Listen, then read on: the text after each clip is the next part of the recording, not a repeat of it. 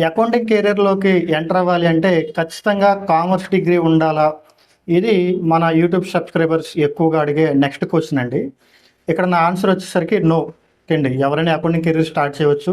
ఇక్కడ ఏంటి అంటే చాలా కంపెనీస్ కూడా మీ దగ్గర ఈ అకౌంటింగ్ వర్క్ చేయడానికి కావాల్సిన స్కిల్స్ అండ్ నాలెడ్జ్ ఉందా లేదా ఇదే చూస్తాయి.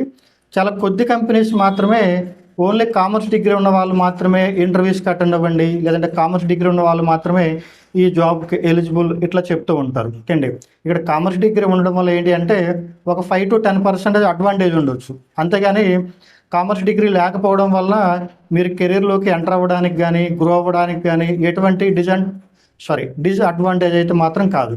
ఈ అకౌంటింగ్ కెరీర్లోకి ఎంటర్ అవ్వాలి అంటే ఎటువంటి స్కిల్స్ అండ్ నాలెడ్జ్ ఉండాలి అనే టాపిక్ మీద 2.5 hours ఈ అకౌంటింగ్ కెరీర్ అవేర్నెస్ వీడియో మన టాలీ డిజిటల్ గురు యాప్లో ఫ్రీగా అవైలబుల్గా ఉంచామండి. ఇంట్రెస్ట్ ఉన్న వాళ్ళు ఆ వీడియో చూడండి. మీకు ఈ అకౌంటింగ్ కెరీర్ రిలేటెడ్ ఒక క్లారిటీ అనేది వస్తుంది. Thank you.